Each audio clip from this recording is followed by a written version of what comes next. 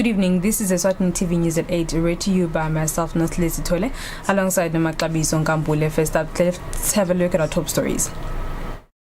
The CEO of Business Eswatini has applauded His Majesty King Mswati III for launching the Reconstruction Fund. Property worth over 80,000 emalangeni was burnt when a top cop's house was burnt on Monday night. And now our bulletin in detail. Business Eswatini applauds His Majesty King Mswati III for launching the Reconstruction Fund, which is going to assist the business community after their properties were damaged during the civil unrest that erupted in the kingdom in June. The Chief Executive Officer, Nathi Dlamini, says what pleases them the most is that all affected businesses will benefit regardless of their status.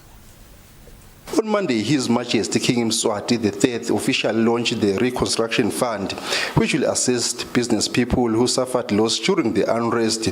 Business Eswatini Chief Executive Officer Nathi Dlamini expressed his gratitude to all sectors that contributed towards the fund. Dlamini says the fund will not only help in the reconstruction of businesses, but also recover jobs which were lost during the unrest. I would like to proclaim by it when our party for seeing fit that the business community of this country, both big businesses and small ones, and indeed even including informal ones, need urgent help, especially pursuant to the recent civil unrest, which saw many businesses being destroyed with impunity and others being looted. So we thank His Majesty for coming up with this grand plan of intervention, a plan which is very needed and urgent, particularly at this time, because as everyone is well aware, most businesses in this country were uninsured, and certainly the small ones were totally uninsured. As we speak, those that suffered losses either through arson or through looting are busy scratching their heads helplessly, looking for ways to restore that which was stolen or destroyed. Their employees finding themselves without jobs. Damages caused by the unrest cost the country 3 billion emalangeni, and 5,000 jobs were lost. For Eswatini TV News, Fortune Dlangamandla with Temkosi Mavimbele Mafini. Police are investigating the source of fire that gutted top cop Clement Sihlongonyane's home on Monday night. According to the police public relations officer Phindile Vilakazi, the damage is estimated at around 80,000 emalangeni. The Kingdom of Eswatini is known for its peace and promotion of dialogue to solve problems. However, of late, things have changed for the worst as some people have resorted to violence, looting, and arson to show their dissenting views. One of the latest victims of a suspected case of arson is top cop Clement Sihlongonyane, whose home was gutted with fire on Monday night. The home is said to be at Lubulini constituency, and the report of the incident has been confirmed by Chief Police Information and Communications Officer, Superintendent Phindile Vilakazi. Siutholile umbiko wekusha kwelikhaya lalomnye lisebenza naye la kulimele khona impahla lengalinganiselwa ku-80,000 emalangeni. Sisaphenya ke singemaphoyisa sisede lokuphatheka ukuthi ngabe imbangela kuyini, ngahle kube kuhambisana nale misindvo lekhona noma nje ke ngilokunye ngoba dinengitintfo letingenteka. Sisaphenya ke siyathemba ukuthi sitawukhona kufika ekujuleni kwayo lenzaba. Sihlongonyane's case is not an isolated one, as last week 3 houses were reportedly burnt at the Matsapa police camp. Damages were estimated to be over 30,000 emalangeni. Meanwhile, Vilakazi says police have arrested 6 people in Big Bend and another 6 in Hlangano who are suspected to have of burnt tires in public roads on Monday. She says police are still looking for 2 cars suspected to have transported and delivered tires that were burnt in the middle of public roads. The country's leaders and police have time and again encouraged Eswatini to choose dialogue over arson to solve differences. For Eswatini TV News, Temgos Mavimbela with Fortune Dlangamandla, Mbabane. The Eswatini Revenue Authority says accused persons in the exploding and robbery of automated teller machines at Luve and Solanis did not declare any money when they entered and exited the Kingdom of Eswatini. The accused, who face 14 counts, appeared before Justice John Makakula at the High Court during their trial. The accused are Musa Mtsiniso and Mpho Nyuliwe. Musa Karai Mtsiniso and Mpho Andrew Nyuliwe were arrested and charged for 14 counts, which include exploding ATMs and robbery. They are suspected to have committed these crimes at Luve and Solanis and accused of stealing over 1.4 million Malangeni in the process in 2017. On Tuesday, Nyuliwe and Mtsiniso appeared before court for a continuation of their trial. The Crown paraded its first witness of the day and 15th of the trial, Templeton Malibongwe Dlamini, who is Director of Investigations and Intelligence at the Eswatini Revenue Authority. Dlamini has told the court that his duties include working with law enforcement agencies, which include police, as well as accessing SRA's systems. The witness has also told the court that in this matter, he received a court order directing him to check whether 6 people, who included the 2 accused persons, were registered for tax in the country. The order was also that Dlamini should verify whether there was any documentation of the 6 declaring cash at border gates. Dlamini has told the court that 1 person out of the 6 was registered for tax, and this person is not among the 2 accused in the matter. He has also told the court that none of the 6 declared cash at local borders. Ngebo Lukele, who is the prosecutor in the matter, then prayed that the court adjourn the matter as he was still waiting for exhibits coming from Mliba. The court granted this prayer. However, at the time of compiling this report, the matter had not resumed. The matter is before Judge John Makakula. For Eswatini TV News, Temgosi Mavimbela, High Court. The Eswatini National Agricultural Union (ESNAU) says there is still a lot the local farmers need to do to ensure that the kingdom is food secure. The Chief Executive Officer Lwazimamba says 70% of the food consumed in Eswatini is currently imported. He was speaking when unpacking lessons learned from the recent UN Food Systems Summit. 2 weeks ago, the United Nations held the Food Systems Summit, where countries met to look for sustainable ways of food security. Eswatini National Agricultural Union Executive Director Lwazimamba says it was clear during the summit that much still needs to be done for the country to be able to produce enough food for the nation.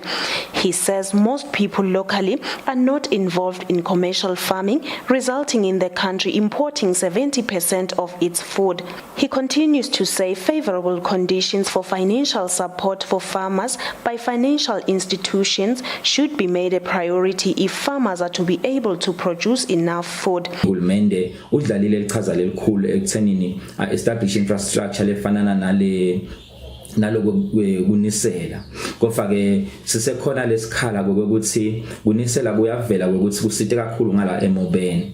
Mamba says another issue that was discussed during the summit is the importance of consistency in supply by farmers. The executive director says they recognize government's efforts in providing infrastructure, mostly in the sugar cane farming industry, but not in cotton and other farming sectors, and that needs to be given attention. labo labasita ngetimali bangakhona ukuthi ba-understand ukusebenza kwakhe umlimi kube lokuboleka letimali kube ngiloko lokusesigabeni sakhe umlimi ma requirements angabi ngiladule kakhulu nema interest angabi ngiladule kakhulu. Last year's post-COVID-19 recovery plan states that the country is not food secure, despite that 70% of eMaswati are involved in farming.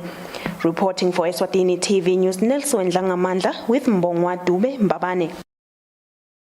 Luchu Lwenhlava Hammer Mill Association at Zone 6 in Mbabane complains that its clients are now struggling to reach the mill as the road leading to the mill is being developed by an individual after they were allocated land by the Municipal Council of Mbabane. The council's public relations officer Lakitsa Beza confirmed the issue and stated that the council will address it. Luchu Lwenhlava Hammer Mill Association got 470,000 emalangeni funding from the Regional Development Fund in the year 2017. Prior to that, the association received 140,000 emalangeni from the RDF to buy 25 boxes for beekeeping. The association's chairperson Michael Mlangeni says the association is now struggling to make profits after the Mbabane Town Council allocated an individual a piece of land near the hammer mill, blocking a way which led to it.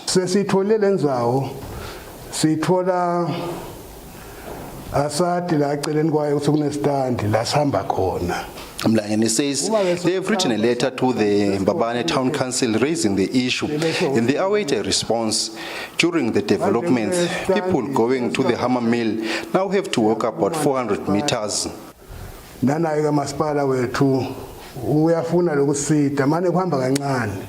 Mbabane Town Council Information and Public Relations Officer Lakitsa Beza says the council will attend to the issue so the association can have smooth operations. We are aware that there is a situation involving two parties at Zone 6.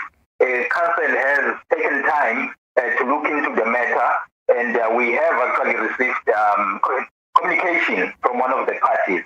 I will not be in a position to really point out who did what or who's wrong for doing whatever, but I can only go as far as acknowledging that there is a situation. Another stumbling block faced by the association is that there are some people spreading fake news that the hammer mill is no longer operating. Daily, the association used to make about 400 emalangeni, but after the fake news and the development of the piece of land leading to its premises, at times it receives no customers. For Eswatini TV News, Fortune Dlangamandla, with Nelson Dlangamandla Mahwalala. The Youth Chamber of Commerce Eswatini has expressed gratitude to His Majesty King Mswati III for ensuring that the youth also benefits from the 500 million emalangeni reconstruction fund. The Vice President Lungelo Mdluli says the money will go a long way in helping the youth whose businesses were affected by the unrest. Businesses owned by the youth were also affected during the political unrest in the country, which started in June. In an effort to ensure the business community is resuscitated, His Majesty King Mswati III launched the 500 million emalangeni reconstruction fund on Monday. The Vice President of the Youth Chamber of Commerce Eswatini, Lungelo Mdluli, says the fund will be of great help. I would like to thank His Majesty for putting a focus on young people, because we do make the majority of the population in the country. And if you look across the world, it's small businesses that make the economy run. So it's important that we make that focus on us as young people, and also to say to the other business people that also came in to help out His Majesty in making this fund bigger, that the efforts must not end there, but also go out into the communities and find the young people in business and help us develop our businesses. He urges the youth to make use of the fund, trying to by finding trade linkages between us and them, and also just to say to young people, please don't be discouraged if you find any obstacles while trying to obtain these funds, because His Majesty has now blessed us and put us as a focus, so we have all the rights to be recipients of this fund. And also to say that please keep your eyes on current events so that you can know how to access the funds, because you'll find that there's a lot of opportunities as young people that we miss out because we don't keep our eyes on current events. But we will also try as a youth chamber Commerce and Industry Eswatini to update on our social media pages to show how we access the fund. So far, the fund has channeled in approximately 1 billion emalangeni. According to last year's National Youth Policy, Eswatini has 790,000 youth below the age of 35. Reporting for Eswatini TV News, Nelson Ndlangamandla with Mbongwa Dube Mbabane. The chairperson for the Forum of African Women Educationalists, Eswatini chapter, Professor Nonhlanhla Sugati, encourages school-going girls in Eswatini to embrace math, science and technology subjects. All grades in the country's schools are expected to fully reopen on Wednesday after schools closed for over 2 months in Eswatini. As schools reopen, President of the Forum for Women Educationalists in Africa, Eswatini chapter, Professor Nonhlanhla Sugati, encourages young girls in schools to especially commit themselves to science, technology and math studies as they resume their learning processes. One thing good about women, we don't only focus on the end result, we focus on the process. Whereas men want more the end result, and if things don't work right, they give up. Women don't give up easily. So it would be very good for girls to enroll in the science, maths and technology courses. I would also wish to urge the teachers in the schools not to drive girls away from the SMT courses. Professor Sugati says it is disheartening that many girls in the Southern African region, with Eswatini being no exception, still lag behind in the science, math and technology studies. She says most school systems unfortunately sideline and discourage girls from focusing in these subjects from as early as Form 1, as boys are often unfortunately perceived as the sharper pencils when compared to their female counterparts. A World Bank blog report on this subject in Eswatini suggests that last year, girls who attained a pass grade in the science, technology and math subjects were only 22%, as compared to the 35% of boys who attained the same grade. The World Bank attributes this to a number of factors, such as stereotypes, which systematically discourage girls from excelling in these subjects. For Eswatini TV News, Hlengiwe Ndlovu with Mbongwa Dube in Mbabane. The spokesperson of the U.S. Department of State, Ned Price, has congratulated the Kingdom of Eswatini for celebrating 53 years of independence. Ned says the U.S. government will continue to assist the Kingdom of Eswatini in the fight against COVID-19 and HIV and AIDS. On Monday, the Kingdom of Eswatini celebrated 53 years of independence from British colonial rule as the country attained its independence on the 6th of September 1968. USA Department of State spokesperson Ned Price says Independence Day is a time to reflect, celebrate on shared values, and a moment of recommitting to a future that holds promise and opportunity for all Emaswati people. The U.S. government, however, expresses deep concern over the recent episodes of political unrest in Eswatini, and that country urges all parties to demonstrate a clear and equitable commitment to human rights, fundamental freedoms, rule of law and accountability. The USA says it recognizes Eswatini's aspirations for improved health, security, opportunity and prosperity for all. The US government says it will continue being a steadfast partner with Eswatini in the fight against HIV, COVID-19 and other health challenges. In the same breath, the US government says it looks forward to continuing its collaboration with the government and people of Eswatini in support of equality and shared prosperity. Meanwhile, the SADC Secretariat also wishes His Majesty, government and the people of Eswatini a happy 53rd independence anniversary. The Secretariat wishes the Kingdom of Eswatini peace, unity and socio-economic development as the country commemorates this memorable day. For Eswatini TV News, Hlengiwe Ndlovu with Mbongwa Dube in Mbabane. And now we'll have an ad break followed by a look at our financial markets.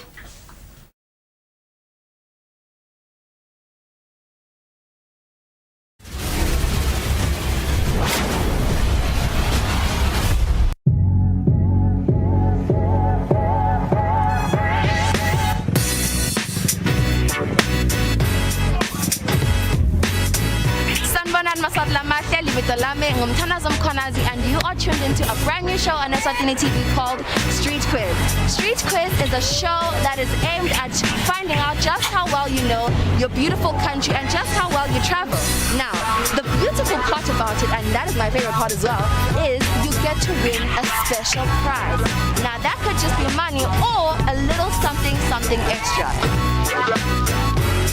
As for me and my team, we Danibona every week from here, just as long as you tune in, and now I'm gonna start doing the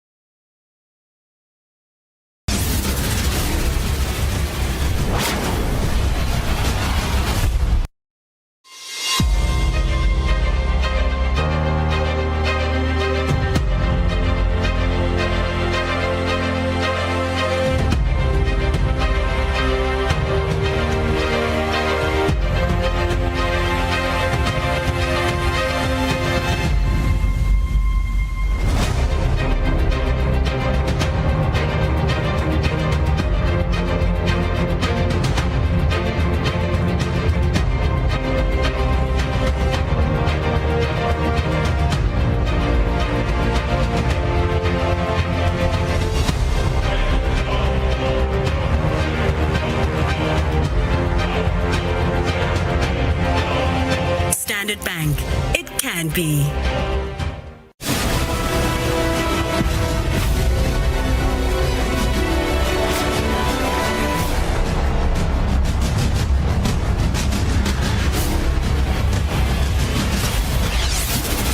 Welcome back. You are still watching Eswatini TV. Let's have a look at our sports news. The president of the Athletics Association, Zakhele Dlamini, says their recruiting programs will commence very soon and their aim is to start recruiting young athletes in school. Dlamini was speaking during their meeting at Sibaini Lodge in Matapa. During the recent annual general meeting of the Athletics Association, the association mentioned that one way that will be used in recruiting young talented athletes will be through schools. For that reason, the association held a meeting with Eswatini School Sports Association to map a way forward on how the two associations will be working together. The Athletics Association President Zakhele Dlamini says the partnership between the two associations will be no doubt produce the best athletes for the future.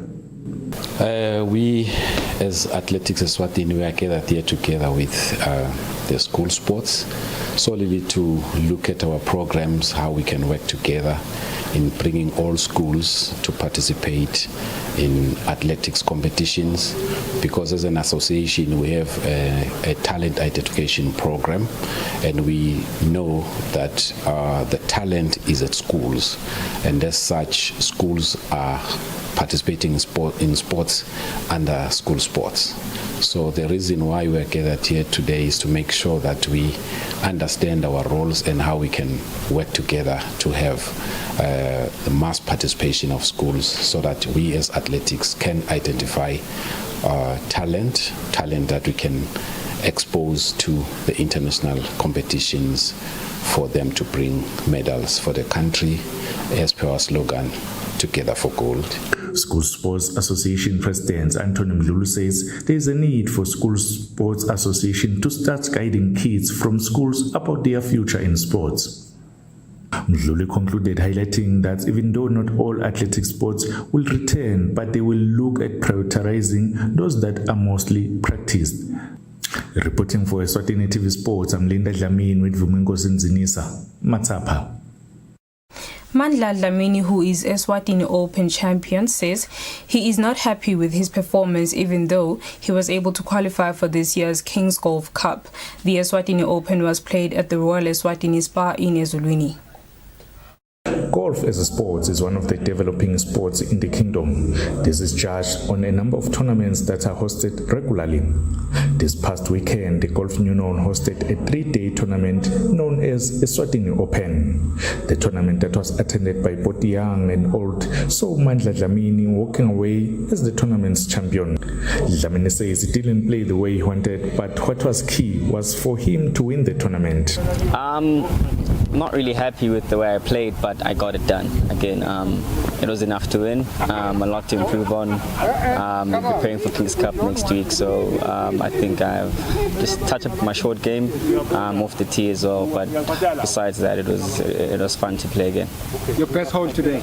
I think it's very good, mainly because amateurs around the world play 3 rounds for their national open, so I think it's very good that they're doing this for Swazi Golf and how the amateurs improve going forward. Winning the Eswatini Open has guaranteed Dlamini to share the stage with other golfers during the upcoming Kings Golf Cup.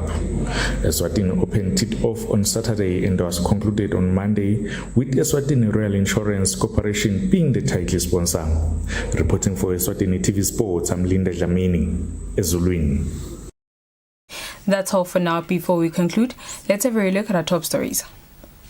The CEO of Business Eswatini has applauded His Majesty King Mswati III for launching the Reconstruction Fund. Property worth over 80,000 emalangeni was burnt when a top cop's house was burnt on Monday night. And with that, we sum up our bulletin for the evening. Up next is the weather update from myself and the team at Eswatini TV. Thanks for tuning in. Good night.